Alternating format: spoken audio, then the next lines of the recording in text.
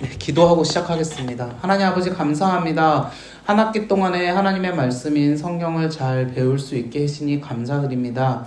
아버지 하나님, 우리가 이 성경을 통하여서 우리의 삶의 표대가 무엇인지를 다시 한번 확인하며 하나님의 뜻대로 살아가는 주님의 백성들이 되기를 소원합니다. 이 시간 하나님 지금까지 인도하여 주셨사오니 오늘 이 공부가 끝나고 또 우리가 각자 성경을 읽을 때에도 날마다 새로운 은혜를 우리에게 허락하여 주시옵소서. 오늘 마지막 시간 하나님께서 인도하시는 시간 되기를 간절히 바라오며 모든 말씀 예수님 이름으로 기도드리옵나이다. 아멘. 네, 그러면 오늘 시작해 보도록 하겠습니다. 네, 우리가 항상 이제 오늘 드디어 마지막 날이니까 마지막 날에 이제 오늘은 그동안 앞에 했던 것들 기억나시는 대로 한번 생각해 보시면서 오늘은 성경의 역사적 흐름을 한번 처음부터 끝까지 쭉 한번 훑어보면 좋겠죠. 네. 자, 그러면 매 시간마다 10분 정도씩 항상 했던 건데 오늘도 여전히 한번 해보도록 하겠습니다.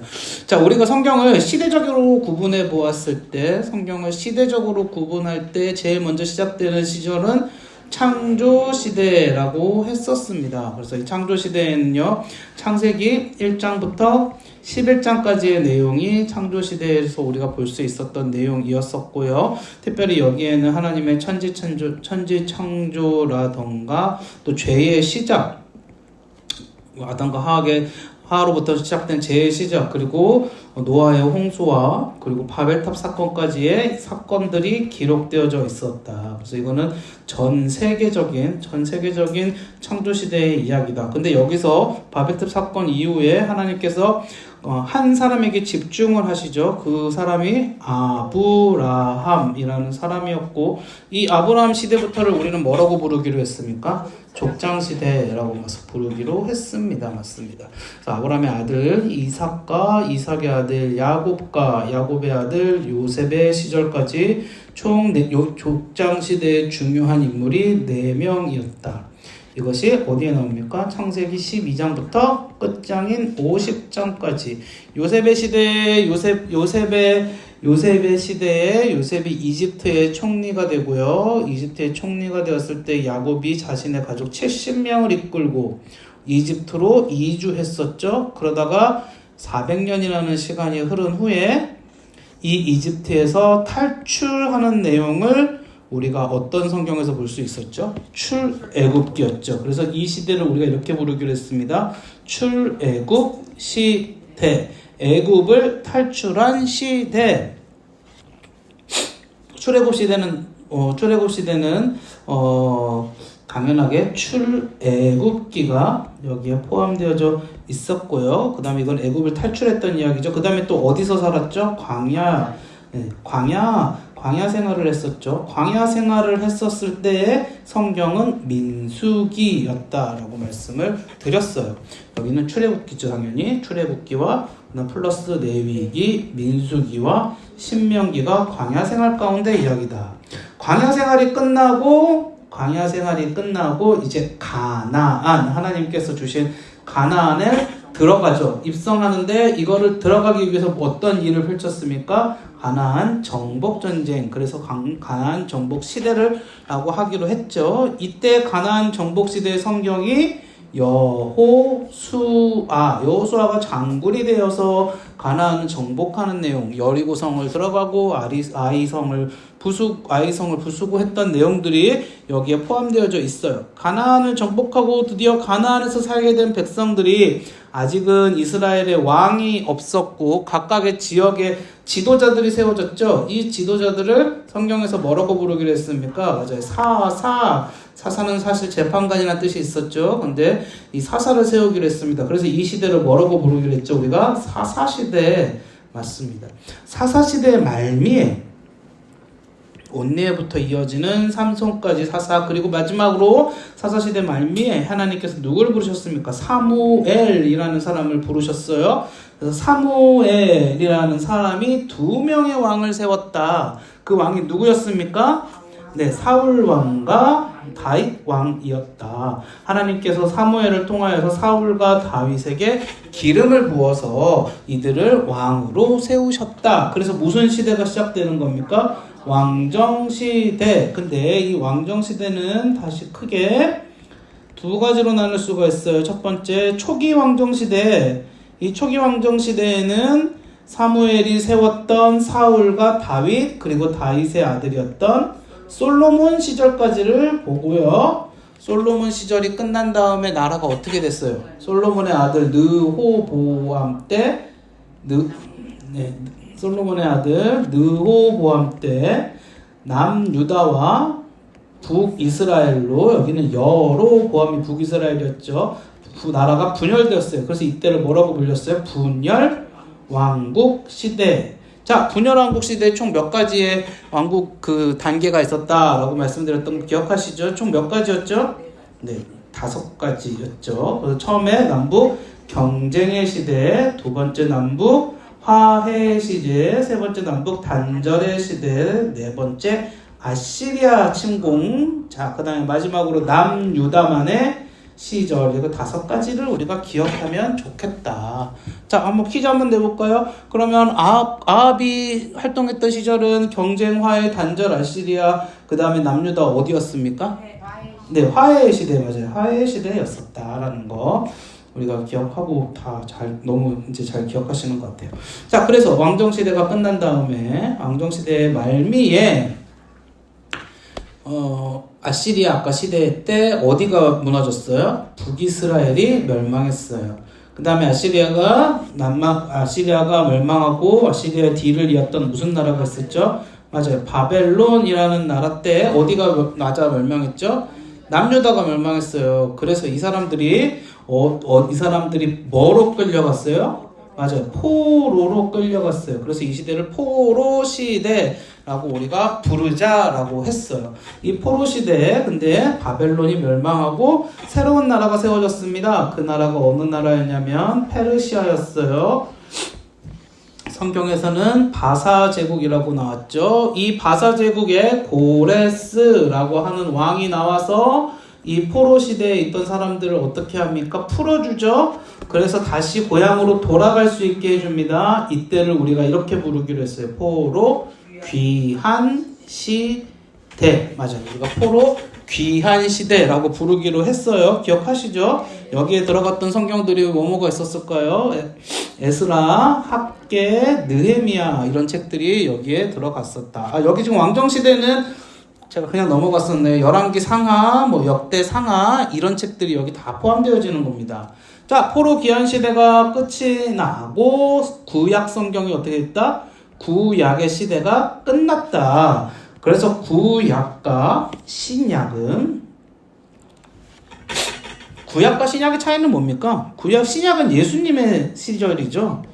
네, 예수님이 오셨을 때. 자, 구약과 신약 사이에 우리가 이 기간을 한 400년이라는 시간이 또 있었는데 우리가 이 시간을 어떻게 부르기로 했어요? 신구약 중간시대. 신구약 중간시대. 그래서 그때 막 패권이 페르시아에서 그리스에서 로마까지 이어졌다라는 이야기를 했었어요. 자, 그 다음에 신약시대에 넘어오면 신약은 크게 2가지만 보자 그랬습니다. 그냥 신약은요, 예수님의 생애. 그래서 우리가 지난주 예수님의 생애에 관해서 했죠. 예수님의 생애가 기록된 신약 성경은 뭐일까요? 4가지가 있죠? 네, 맞아요. 4대 복음. 그거를 풀어서 얘기하면 마태, 마가, 누가, 요한, 복음서라고 불리는 거예요. 복음서라고 불리는 건 다 뭐다? 다 예수님의 이야기다. 복음은 기쁜 소리, 복된 소리라는 뜻이잖아요. 복된 소리는 오직 뭐밖에 없다? 예수님에 대한 것밖에 없다. 자, 그래서 예수님의 생애는 이 사복음서에 다 나온다. 우리가 그것만 기억하자고 했었죠. 여기까지 이제 다 기억나요. 우리가 지난 시간까지 했었던 겁니다. 사복음서에 다 나왔다. 자, 그리고 예수님이 마지막에 십자가를 지셨죠. 근데 십자가에서 3일 만에 부활하셨어요. 그리고 예수님이 이 땅에 40일을 계셨죠. 그리고 뭐 하십니까? 승천하셨어요. 그런데 예수님이 승천하시기 전에 명령을 내리세요. 그게 마지막 지상명령이죠. 마태복음 28장 19절에서 20절. 너희는 땅끝까지 이르러 나의 복음의 증인이 되라 라고 예수님이 말씀하세요. 그래서 사도들은 누굽니까? 예수님의 제자들이 이 예수님의 명령을 실행하기 시작해요. 우리가 이거를 사도시대라고 부르기로 한 거예요. 자, 어떤 의미에서 이야기하면 이 사도시대는 이때부터 지금까지예요. 현재 우리가 살아가고 있는 시대까지도 사도시대라고 부를 수 있는 거죠. 자, 그러면 오늘은 이 사도시대에 대해서 한번 해보도록 하겠습니다. 자, 오늘은 이 사도시대에 대해서 할 건데요. 우리 지난 시간에 예수님의 12제자에 대해서 했었죠. 근데 그 중에서 가룟 유다는 어떻게 했어요? 가룟 유다가 예수님을 배반했었고, 그래서 스스로 생을 마감했죠. 스스로 생을 마감하고 나서 한 명을 새로 뽑았죠. 그 사람의 이름이 뭐였나요? 마띠아라고 하는 사람을 우리가 새로 뽑았습니다. 그래서 12명의 제자들과 이 12명만 있는 게 아니라 주변에 예수님이 직접 뽑으신 12명의 제자들 그 외에 주변에 예수님을 따라다니던 또 수많은 사람들이 있었죠. 그 사람들이 함께 모여서 120명이 어디로 갔다 그랬어요? 마가의 다락방에 가서 기도하기 시작합니다. 그랬을 때 이들에게 성령 강림 사건이 벌어지죠. 성령 강림 사건이 벌어집니다. 그냥 막 가갖고 사역한 게 아니라 성령 강림 사건이 벌어지고, 이제 이들이 이 여기에 모였던 이들이 세계 곳곳으로 퍼져나가서 어떻게 해요? 복음을 전하기 시작하는 것이 어디에 나오느냐? 사도행전에 나와요. 사도들이 행하고 전하는 내용들이 사도행전이에요. 쉽게 얘기해서. 그래서 사도행전에 이 내용들이 나오고요. 여기서 사도행전에서 끝나지만 그 다음에도 사도들의 이야기가 조금 더 이런저런 신약 성경들에 기록되어져 있어요. 그게 요한계시록까지 가서 끝이 나는 거죠. 그러면 이 제일 중요한 게 이 사도행전이 제일 중요하겠죠. 오늘 이 사도들의 시대에 관해서 공부할 때에는. 자, 근데 우리가 이 사도행전은요, 다시 사도행전을 좀 구분을 해보면, 사도행전을 읽으실 때는 이렇게 이해를 하고 읽으시면 좋아요. 첫 번째, 사도행전 초반부의 내용들은 방금 이야기했던 성령 강림 사건이 있었고요. 그 다음에 초대교회의 이야기들이 나옵니다. 성령 강림 사건 이후에 사람들이 초대교회가 돼요. 그런데 여기서 이제 막 사람들이 복음을 전파하기도 하고, 어떤 베드로가 설교했을 때 몇천 명이 회심하는 사건이 일어나기도 하면서 교회가 성장을 하거든요. 그때 막 여러 가지 사건들이 있죠. 아나니아와 삽비라 사건부터 시작해서 우리가 아는 그 수많은 사건들이 여기서 이제 다 벌어지는 거예요. 그리고 결정적으로 이 초대교회 사건 중에서 우리가 기억해야 될 사건이 뭐냐면 스데반이 순교하죠. 근데 여러분, 이 스데반의 순교가 어디에 나옵니까? 사도행전 6장에 나오거든요. 사도행전 6장에. 자, 이 스데반이 순교하기 전까지 교회가 성장을 해요. 성령 강림 사건으로 말미암아서 사람들이 방언하고 나가서 전할 때, 베드로가 전할 때 아까 3,000명이라 그랬죠. 엄청나게 초대교회가 막 성장을 하죠. 그 앞에서 잘못된 일들도 있었지만, 그러면서 교회가 너무 성장해서 안 되겠다, 집사를 선출하자. 그래서 스데반 집사님도 여기서 선출이 됐었던 거죠. 근데 스데반이 어떻게 해요? 여기서 죽습니다. 이 스데반은 죽을 때 가장 앞장섰던 사람이 누굴까요? 사울이었어요. 사울이 스데반 가장 앞에 있었죠. 여기서 이제 사울이 등장하는 거예요. 자, 그래서 사도행전은요, 여기까지를 일단 잘라요. 그래서 사도행전은 크게 두 가지 부분으로 나눌 수 있는데, 첫 번째, 초대교회의 사건들, 두 번째, 바울의 이야기. 그런데 이 바울의 이야기는 크게 전도 여행, 이야기로 볼 수가 있습니다. 물론 전도 여행 전에 잠깐 나오는 게 바울의 회심 이야기가 나와요. 그 다음에 바울의 쭉 전도 여행에 대한 스토리가 나와요. 근데 이 전도 여행이 총 몇 차까지 있냐? 1차, 2차, 3차, 그리고 마지막에 어디로 가냐면 노마로 갑니다. 그래서 이거를 4차라고도 부를 수가 있어요. 1차, 2차, 3차, 그리고 노마행을 4차라고 불러서 이 바울의 전도 여행 스토리가 이 사도행전에 기록되어져 있어요. 아, 사도행전이 이런 내용이다 지금 보시는 거예요. 왜냐하면 사도행전 자체가 사도들의 어떤 행적과 기록이니까 사도행전에 대한 내용을 분석하면은 우리가 나중에 사도행전을 읽기가 훨씬 더 편해지겠죠. 자, 다시 한번. 그래서 사도행전은 앞부분에는 초대교회 사건의 이야기가 나오고요. 뒷부분에는 사울이었다가 이름이 바울로 바뀌는 이 바울 선교사님의 이야기가 나오는데, 바울 선교사님의 이야기는 바울의 회심, 1차 전도여행, 2차 전도여행, 3차 전도여행, 그리고 4차 전도여행까지의 이야기들을 우리가 나온다. 자, 그리고 바울이 이렇게 1, 2, 3, 4차 전도여행을 하면서 어떻게 했어요? 세계 곳곳으로 복음을 전파하고, 바울이 했던 일은요, 복음 전파, 둘째, 교회 설립. 이렇게 했어요. 바울이 했던 일은 이 두 가지예요. 복음 전파, 둘째, 교회 설립. 그래서 바울은 지역마다 뭘 합니까? 교회를 세워요. 이해되시죠? 자, 다시 앞으로 좀만 가서 초대교회 사건이 아직 끝나지는 않았어요. 어떤 일이 벌어졌는지 조금만 더 보면, 사울이 이렇게 스데반 죽일 때 앞장섰었는데, 그러고 나서 바로 이 사울이 회심하는 사건이 벌어집니다. 예수님을 만나는 사건이 벌어져요.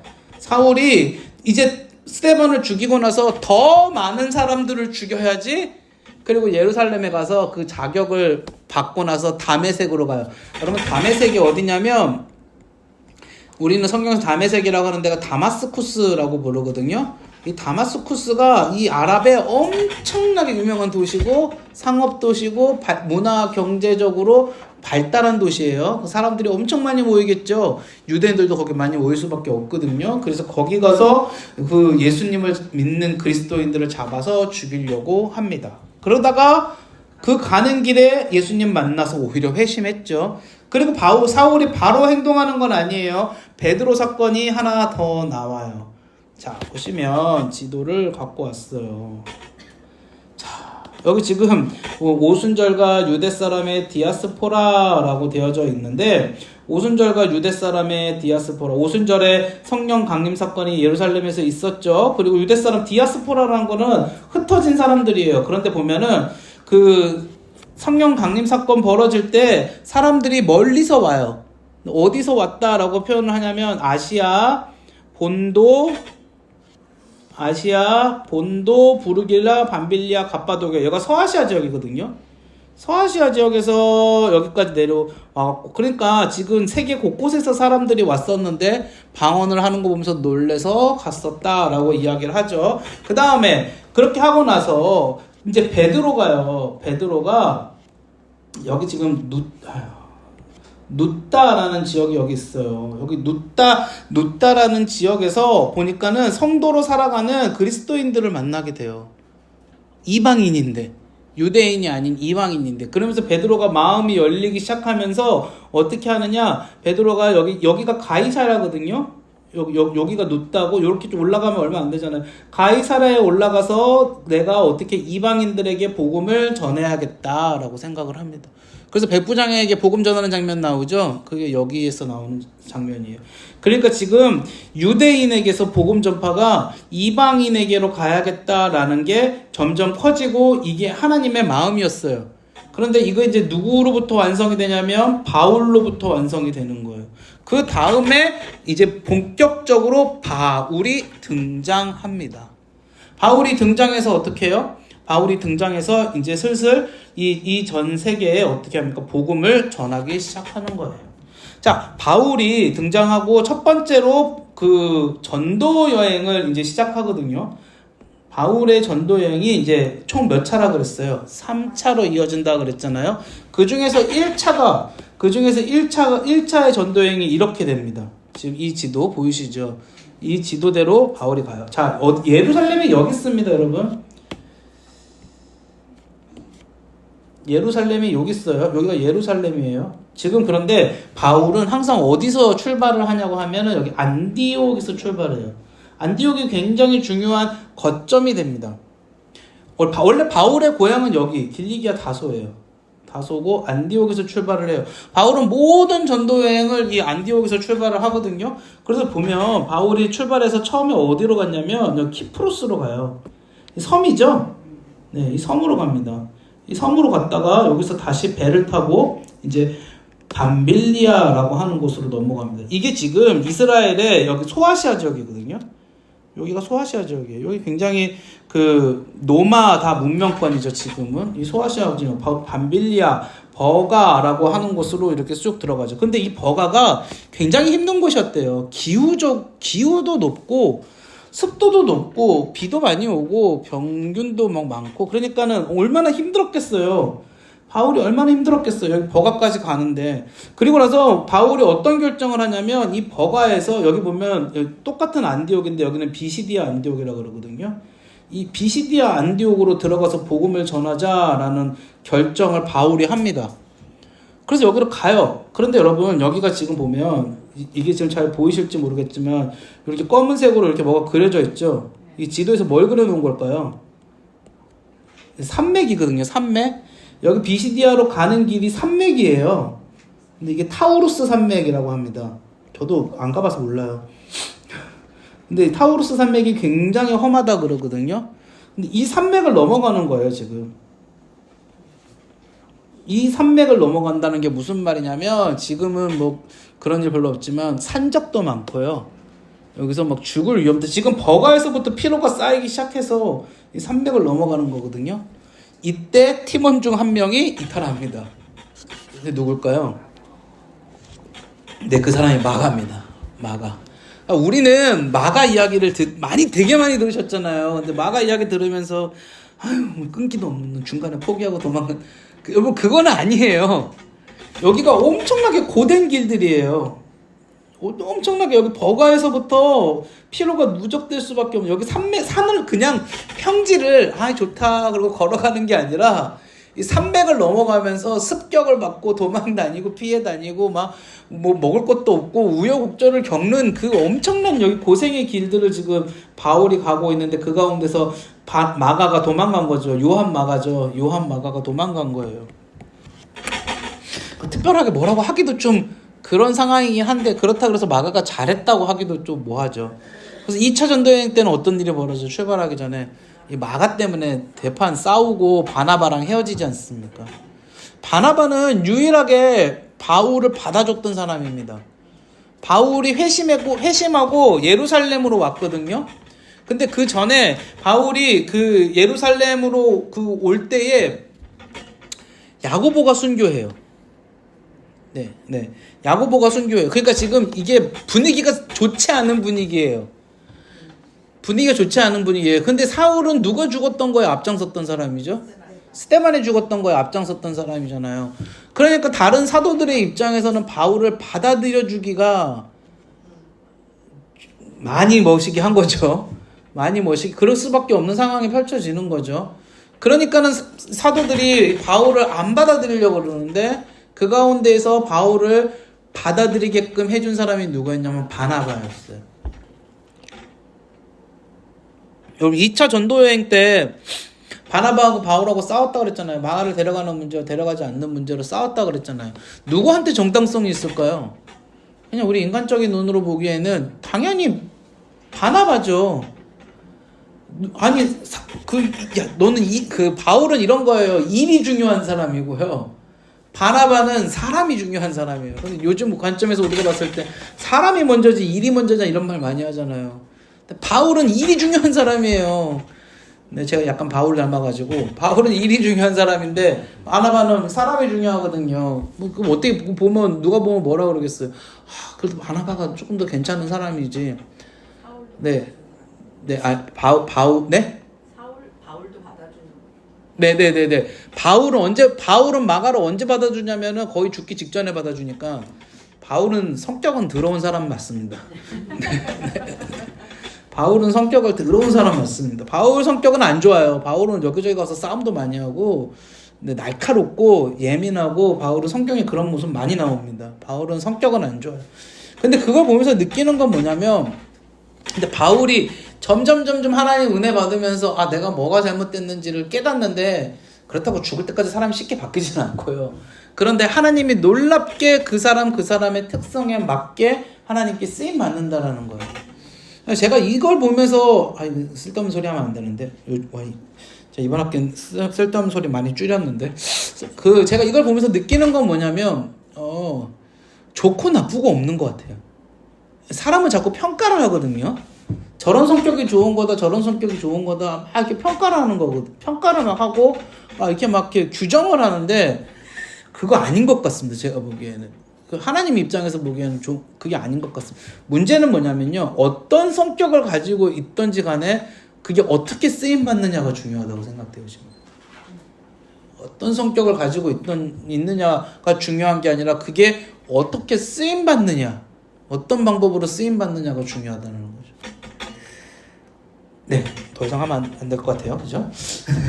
네, 그래서 지금 바울이 이렇게 해서 여기서 지금 1차 선교 여행을 갔는데 어디까지 가냐면 이 더베까지 갔다가 다시 바울의 복귀는요, 항상 동일하게 돌아갑니다. 동일하게 돌아가서 다시 어디로 왔어요?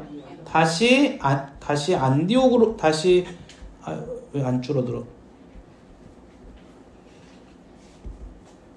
네, 다시 안디옥으로 와서 끝내요. 다시 안디옥으로 와서 바울은 이것을 끝냈습니다. 네. 그래서 이게 1차 전도 여행을 바울이 했던 거였어요.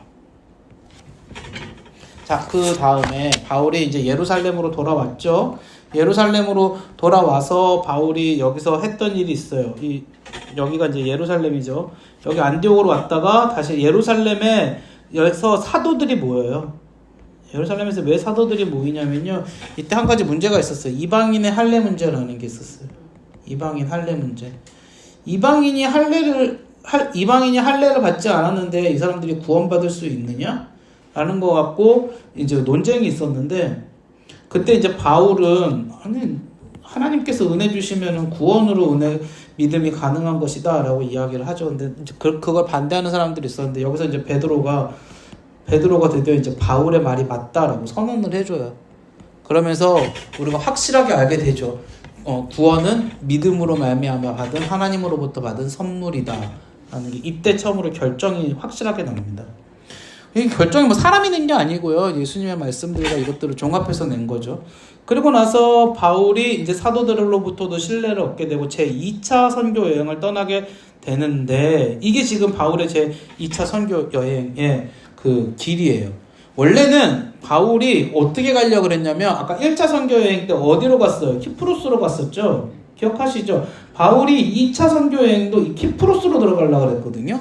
그런데 출발하기 전에 아까 말씀드렸던 마가의 문제로 바나바와 싸우죠. 그래서 바나바는 다시 배를 타고 이렇게 가요. 그런데 바울이 승격이 있다니까요. 같이 가기 싫으니까 지금 어디로 갔습니까? 육로를 택해서 가는데 여러분 이게 훨씬 어렵습니다. 네, 육로를 여기 지금 산맥들 다 넘어서 가야 되는 거 이게 훨씬 어렵습니다. 육로를 택해서 갑니다. 그런데 아까 1차하고 다른 점. 자, 1차하고 다른 점이 뭐냐면 1차는 여기서 이렇게 갔다가 누기디아 밤빌리아 버가로 들어갔다 비시디아로 돌아서 다시 돌아서 왔어요. 그러니까 여러분 1차의 구역은 요것밖에 안 됐어요. 사실 요만큼이에요. 보이시죠? 그런데 지금 2차는 어떻게 됐어요? 확대가 됐어요. 그렇죠? 2차는 여기서부터 출발해서 좀 쭉 올라가서 마게도니아까지 갔다가 아가야까지 갔다가 다시 돌아오는 거거든요. 그런데 중요한 게 있어. 그건 뭐냐면 2차에서 진짜 중요한 건 뭐냐면 마게도니아를 갔다라는 거예요. 마게도니아라는 곳이 어딜까요? 지금으로 따지면 그리스인 거죠. 여러분 마게도니아의 고향이었던 유명한 사람이 누구냐면 알렉산더입니다. 알렉산더가 마게도냐 출신으로 이 세계를 정복했었잖아요. 신구약 중간사에서 배웠었잖아요. 마게도니아가 굉장히 중요한 지역이에요. 이 마게도니아 지역을 가가지고 이 바울이 복음을 전파하는데 보시면 여기에 빌립보도 여기 있죠. 빌립보 교회, 데살로니가 교회 여기 다 있어요. 그 다음에 베레아 막 이런 곳에서 복음 전하고 막 했었던 기억들 아시죠? 자, 어땠든지 간에 다시 그러면 이제 이 2차 여행을 제가 너무 앞서서 갔는데 다시 마게도냐까지 갈 때까지 조금만 더 설명을 해드리자면, 자, 이제 출발을 했어요. 근데 여기서 나눠져서 갔다 그랬죠. 바울은 육로로, 그 다음에 그 바나바는 헤로로 이렇게 하고 쭉 헤어져서 갔죠. 그리고 어디까지 가느냐? 누스드라 더베까지, 여기 누스드라까지 이렇게 딱 갑니다. 그럼 여기 지금 뭐라고 써있어? 바울이 디모데에게 여기서 디모데를 만나요. 그래서 바울이 누스드라에서 디모데를 만나서 자신의 사역에 동참하라. 그리고 원래는 여기까지 왔다 이렇게 돌라 그랬었겠죠. 근데 그게 아니라 1차 전도 여행 때의 그 길을 이제 넘어서 가보자라고 결정을 하고, 비시디아 안디옥까지는 지난번 1차 여행 때까지 왔던 곳입니다. 여기서 이제 다른 선택을 합니다. 이게 또 길이 어렵거든요. 여기 고원이에요, 고원. 다 산맥이고, 여기 보면. 여기 이렇게 넘어서 어디까지 가느냐? 드로아까지 갑니다. 드로아. 근데 원래 바울은요, 이 드로아에서 멈추려고 그랬어요. 다시, 여기가 서아시아 지역이잖아요. 소아시아라고 부르죠. 서아시아가 아니라. 소아시아 지역이거든요. 요 소아시아 지역을 주로 전도를 하려고 했었어요, 바울은 원래. 그런데 바울이 요 드로아에 왔을 때 여기서 환상을 보는데, 그 환상이 뭡니까? 마게도니아 환상을 보죠. 마게도니아 환상. 마게도니아 이방 사람들의 환상을 보기 시작해요. 그러면서 바울이 여기서, 그게 이제 성경에 나오는 내용이, 바울이 여기서 어떻게 해요? 아, 내가 마게도니아로 넘어가야겠다라는 결심을 하고 배를 타고 네아폴리라는 곳으로 이렇게 들어갑니다. 여기로 들어가서 마게도니아에서 이렇게 들어가죠. 그 다음에 빌립보라는 곳으로 들어가요. 여러분, 이 빌립보는 알렉산더의 아버지가 필립이었거든요, 이름이. 그 사람의 이름을 따서 빌립보가 된 거예요. 여기로 이렇게 쭉 들어가요. 근데 이 빌립보에서 한 가지 사건이 벌어져요. 그게 뭐냐면 무녀가 있었어요. 무녀. 신을 무녀. 이 무녀를 바울이 신라랑 함께 갔었잖아요. 바울이 이 무녀를 어떻게 해요? 그 귀신 들린 거에서 풀어주고 이 무녀를 해방시켜요. 근데 사람들이 어떻게 합니까? 바울과 신라를 모함해서 이 사람들이 감옥에 들어갑니다. 근데 그 감옥에서 바울과 신라가 뭐 했다 그랬어요? 찬송할 때 지진이 벌어져가지고 바울과 신라가, 근데 그곳에서 나올 수 있었음에도 불구하고 나오지 않고 간수들이 다 탐복해서 예수를 알게 되었더라 했던 곳이 여기입니다. 2차 전도 여행 중에 벌어졌던 그 곳이 어디라고요? 여기 빌립보. 그래서 여기 빌립보랑 바울이 지금 여기서 빌립보, 그 다음에 데살로니가, 그리고 여기 베레아, 이런 데서 바울이 지금 뭘 하냐면 교회를 세워요. 그 되게 바울이 강렬하고 짧고 굵게 막 여기서 사역하거든요. 근데 여기서 막 사역하다가, 빌립보에서 사역하다가 투옥됐다가 풀려났는데 또 사람들이, 유대인들이 이제 바울을 슬슬 시기하기 시작하는 거예요.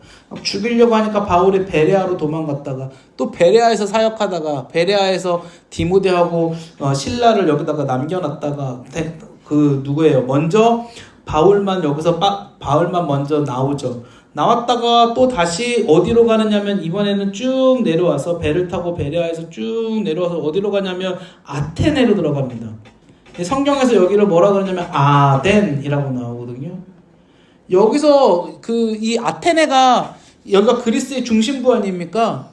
네, 여기서 막 그 철학자들하고 논쟁하는 장면이 나와요.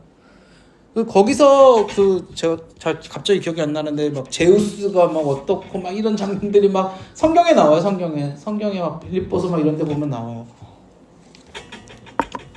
이게 지금 바울이 여기서 그런 사람들과 토론했었던, 그런 사람들과 논쟁했었던, 그러면서 바울이 무엇을 이야기냐면요, 부활하신 예수님에 관해서 계속해서 이야기하면서 이 바울의 이 논증들이 이 그 바울의 편지들에서 드러나고 사도행전에 나타나거든요. 그러면서 우리에게 큰 가르침을 줍니다. 왜 부활하신 예수님에 대한 어떤 변증이 그 진리인지에 대한 가르침을 우리가 많이 배울 수가 있어요. 그러한 내용들이 여기에 있었다라는 것들을 우리가 볼 수 있죠. 그리고 바울이 여기에 있었을 때 디모데하고 실라도 여기로 돌아오고요. 그 다음에 이 사람들이 같이 여기에서부터 갱그레아라는 곳이 항구 도시예요. 왔다가 여기서는 다시 배를 타고 쭉 오는데 거기 전에 한 군데 들리는 데가 있습니다. 거기가 뭐냐면 에베소입니다. 이 에베소가 바울이 굉장히 사랑하면서 굉장히 오랫동안 머물렀던 땅이 에베소라는 곳이죠. 그래서 우리 에베소 교회 많이 부릅니다. 자, 여기가 소아시아고요. 여러분 요한계시록에 보면, 그러니까 이 지역을 아는 게 중요한데 요한계시록에 7교회가 나오는 거 아시죠? 요한계시록에 나오는 7교회는 이 다 소아시아에 속한 교회들입니다. 에베소, 골로새 교회도 여기 있고요. 이런 식으로 다 여기 소아시아에 속했었던, 제가 지금 도아디라 교회도 여기 있네, 사대 교회도 여기 있네요, 빌라델베 교회도 여기 있네요. 이런 식으로 여기 다 소아시아에 속했었던 교회들입니다. 이 지역을 알면, 제가 지금 이 지역을 아주 좀 명쾌하게 설명을 잘 못해가지고 너무 죄송한데, 이 지리를 알면 되게 좀 도움이 많이 돼요. 자, 그 다음에 노마는 어디에 있을까요? 노마는 여기 마게도니아에서도 더 왼쪽에 있죠. 네. 그러니까 지금 보세요. 이게 2차 전도여행이잖아요. 자, 그럼 3차 전도여행 보여드릴게요. 자, 여러분, 이게 3차 전도여행입니다. 3차 전도여행은 2차 전도여행하고 크게 다르지가 않아요. 3차 전도여행은 2차 전도여행을 그대로 따라서 한 번 더 갔다 와요.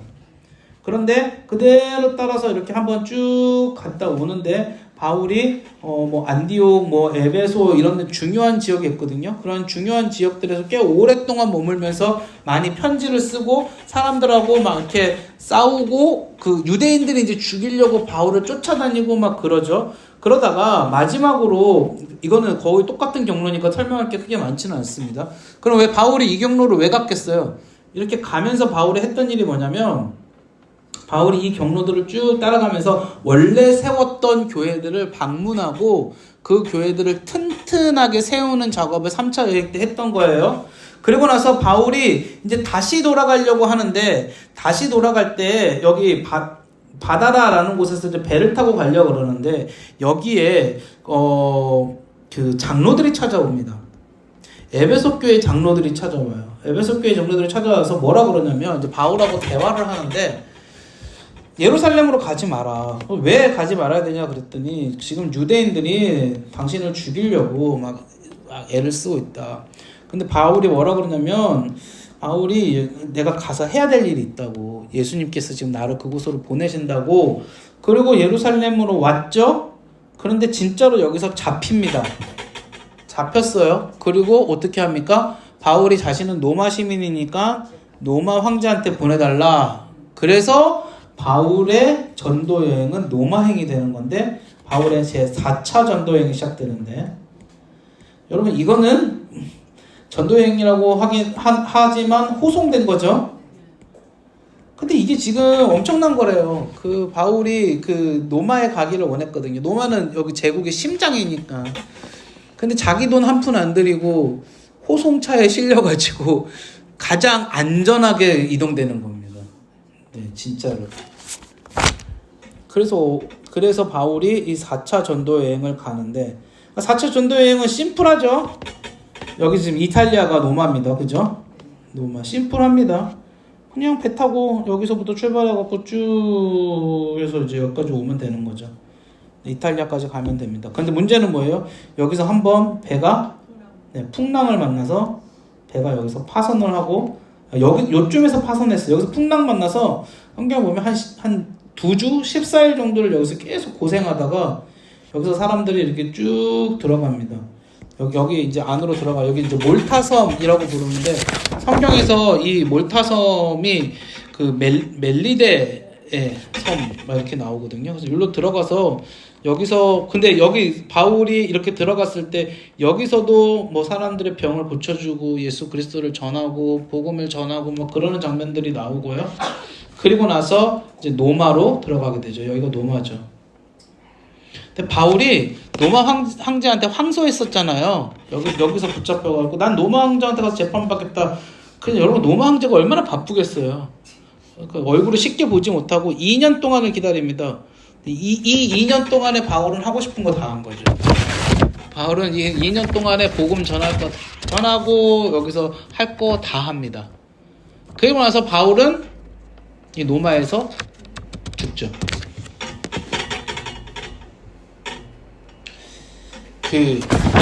여러분 저기 노마 이야기가 나오는 김에 이제 노마가 그 황제 국가가 되잖아요. 네, 그래서 그 율리우스 시저라고 불리는 율리우스 카이사르 때부터 카이사르가 황제를 지칭하는 용어죠. 이제 사실 이 사람은 암살당했고 황제가 되지는 않았죠. 근데 이 사람의 양아들이었던 옥타비아누스가 황제가 되었고 이 사람을 존귀한 자라 그래서 아우구스투스라고 부르기로 했습니다. 이 옥타비아누스 때가 이제 이스라엘을 점령했을 때였고요. 그리고 나서 옥타비아누스의 아들이었던 티베리우스가 황제가 되죠. 티베리우스 때가 예수님이 오셨던 때였고요. 그 다음에 이 티베리우스에게 2명의 아들이 있었는데요. 이건 좀 어렵지만 그냥 보시면 게르마니쿠스라는 사람하고요. 그 다음에 클라디우스라는 사람이 있었어요. 근데 이 게르마니쿠스는 조금 일찍 죽고 티베리우스가 살아있을 때 게르마니쿠스의 아들이었던 칼리쿨라라는 사람이 황제는 여기서부터 시작됩니다. 첫 번째 황제, 두 번째 황제, 그리고 세 번째 황제 이렇게 넘어갑니다. 이 사람이 자신을 굉장히 신격화했던 사람이래요. 근데 그러다 보니까 뭐가 벌어지냐면 유대인들은 이걸 받아들일 수가 없는 거예요. 유대인 반란이 벌어집니다. 여기서 유대인 반란이 벌어집니다. 나중에 이 사람이 어떻게 되냐면 여기서 암살당하기는 하거든요. 근데 어쨌든 지금 이때 유대인들이 반란이 벌어져요. 그리고 나서 이 사람이 이제 결국 죽었죠. 근데 이 사람이 죽고 나서는 이 사람의 삼촌이었던 클라디우스가 왕이 됩니다. 이 사람은 처음에는 말도 더듬고 정치도 잘 못하고 막 이랬던 사람이었었대요. 근데 이 사람 때 계속 유대 소동이 계속 이어지는 거예요. 유대인들의 소동이. 그러니까 이 사람이 어떤 정책을 폈냐면 유대인들을 내쫓아냅니다. 노마에서 추방. 근데 이때 추방된 2명의 사람이 있었는데 그 사람이 누구냐면 아굴라랑 브리스길라. 이 사람들이 어디로 추방되냐면 고린도로 추방돼요. 고린도로 추방돼서 만난 사람이 바울인 거예요. 이 시기에 바울의 1차, 2차 전도 여행이 있었어요.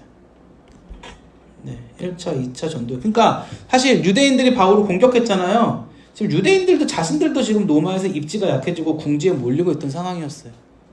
이해되시죠? 자, 그런 상황 가운데에서 이제 클라디우스까지 죽고 나서 클라디우스의 아들이 왕이 되는데 그 사람의 이름이 그 유명한 네로가 되는 거죠. 네로. 여러분, 네로가 AD 64년인가 67년인가에 로마에 대화재가 일어나잖아요.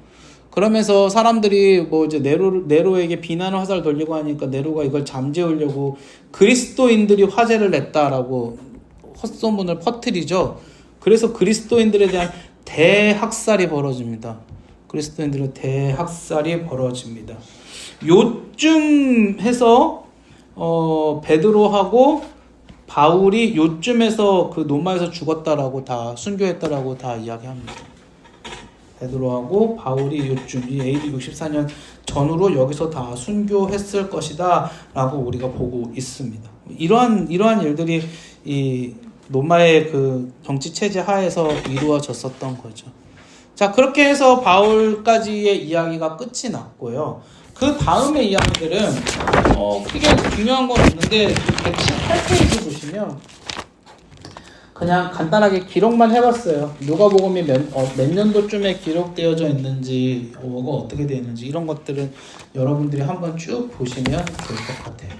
자, 그리고 나서 제가 마지막으로 한 가지만 더 하고 마칠 거예요.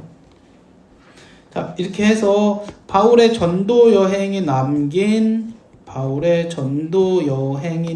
결과는 뭐냐면 교회가 설립됐어요.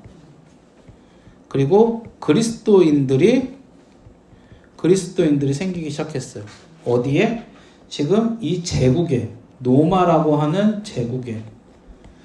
그런데 계속해서 네로 황제 시절부터 해서 계속해서 시절이 쭉 이어짐에 따라서 이 안에서는 물론 시기적으로 더함과 덜함은 있었지만 계속해서 박해와 핍박의 시절이 있어요.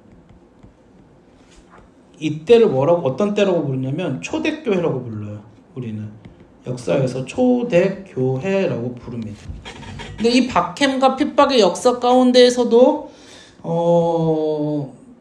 이제 지하에서 예배드리는 이제 그런 사람들이 생겨나기 시작하고요. 이제 이거를 무덤에서 예배드린다고 그러는데, 무덤이 그 로마에서는 카타콤이라고 불렀거든요. 그래서 카타콤 신자들. 이때 익투스가 등장합니다. 이렇게 익투스, 이렇게 물고기 모양 아시죠? 이게 그리스도인을 상징하는 익투스거든요. 여기에 익투스라고, 제가 지금 정확히 기억은 안 나는데, 이 익투스라는 뜻이 뭐냐면 주는 그리스도시여 살아계신 하나님의 아들이십니다를 그리스어로 쓴 거예요. 당시에 그 언어가 그리스어 라틴어니까. 그래서 이게 상징이었습니다. 그래서 숨어서 예배드리기 시작하고 막 이랬던 사람들. 근데 무서운 건 뭐냐면 이 처음부터 이단도 성행하기 시작했다는 거예요. 근데 뭐 때문에 이단이 성행하기 시작했냐면 예수님에 대한 논쟁이에요. 예수님에 대한 논쟁. 그 예수님의 특별하게 어떤 논쟁을 가지고 많이 싸우냐면 신성과 인성에 대해서 싸웁니다. 예수님이 신이며 예수님이 인간이다. 우리는 예수님이 신임과 동시에 인간이다라고 말하고 있거든요. 근데 옛날 사람들은 뭐라 그러냐면 예수님이 어떻게 인간이 될 수 있느냐 해서 인간성을 지워버리고요. 근데 이 이단들이 이제 현대로 많이 넘어오면서는요, 예수님이 어떻게 신이 될 수 있느냐 그러고 신성을 지워버려요. 인간적인 합리화적으로 펼쳐지는 거죠. 이거는 제가 다음에 다시 신론할 거예요. 그때 한번 예전에 했던 건데 그때 들어오시면 제가 이야기를 할게요.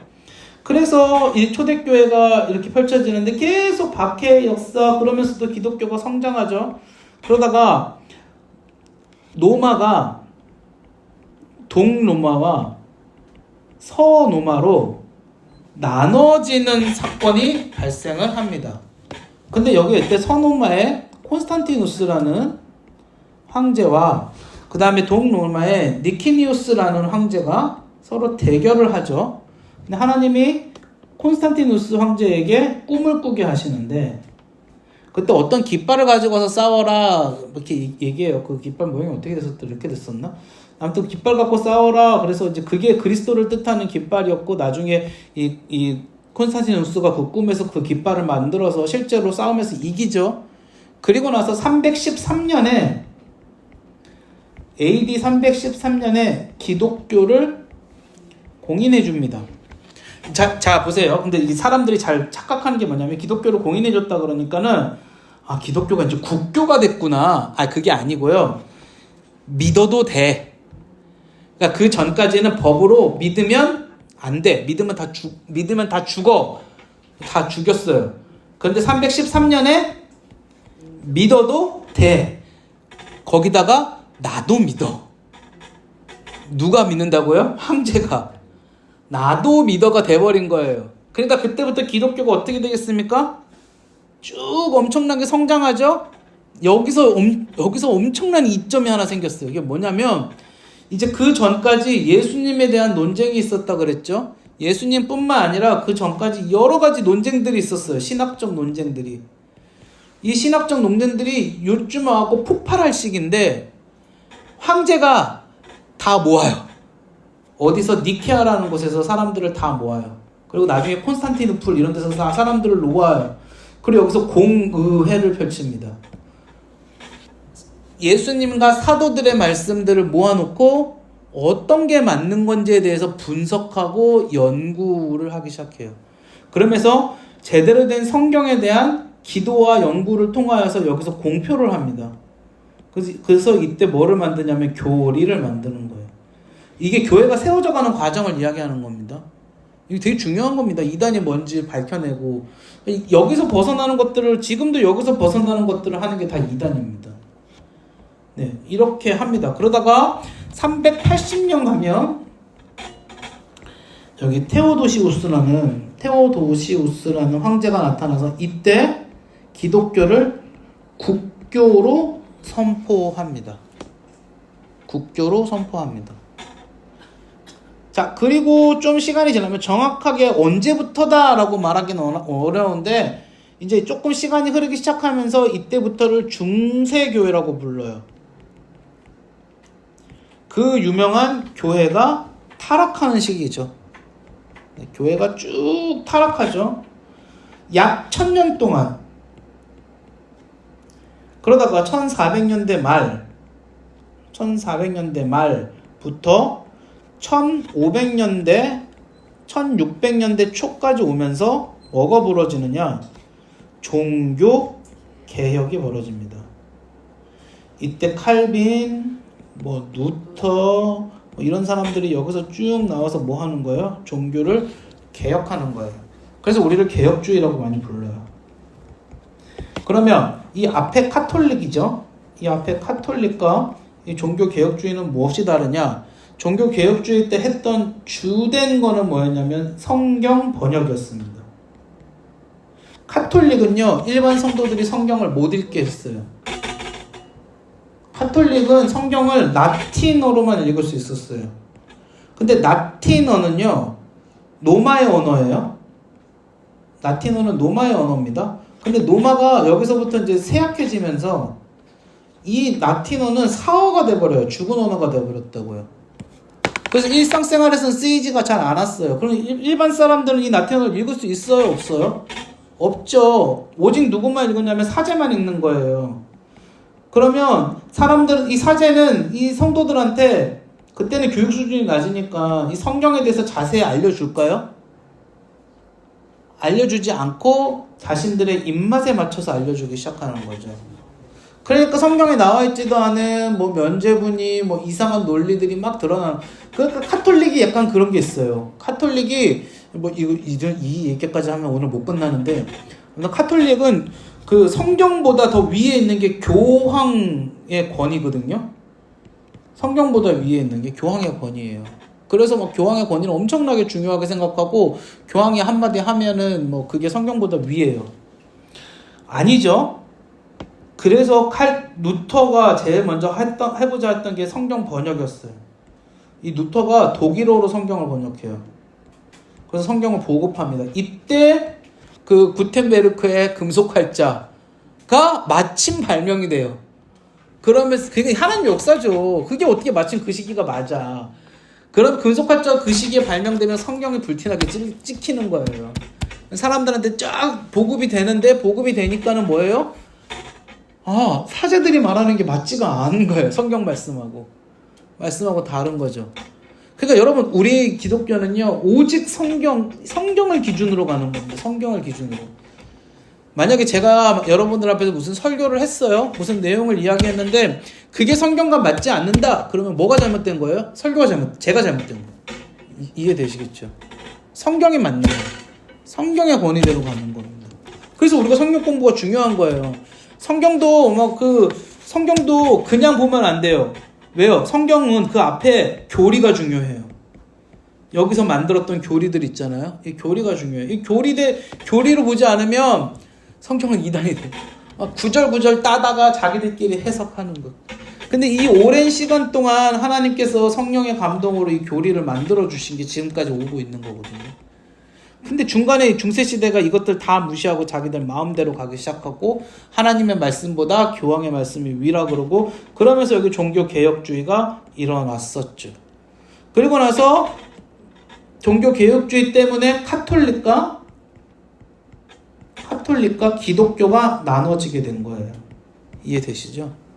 뿌리는 같아요. 어떤 사람들은 좀 너무 좀 잘 모르시더라고. 카톨릭과 기독교가 별개인 줄 알아. 아니, 뿌리는 같아요. 그러면서 나눠지게 되었죠. 그런데 엄청난 차이가 있죠. 그러면서도.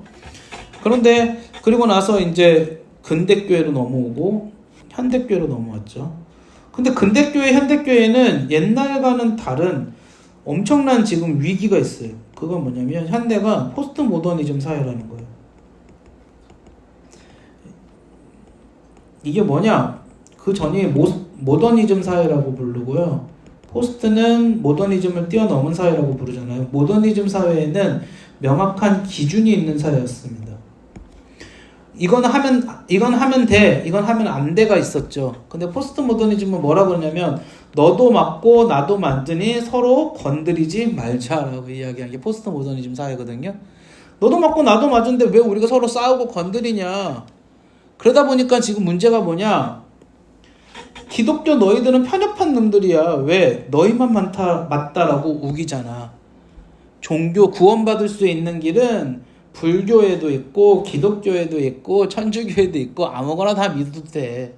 이렇게 이야기하는 시절이 되어버린 거죠. 그러니까 지금 이게 어떻게 합니까? 이게 무너지고 있다. 기독교의 근본적인 가치를 사람들이 무너뜨리고 있다. 지금은 탈포스트 모더니즘 시대라 그래서요. 옛날에는 너도 맞고 나도 맞으니까 서로 건드리지 마 그랬잖아요. 지금은 관심 없어 이렇게 돼요. 네, 이제 시대가 또 달라졌어요.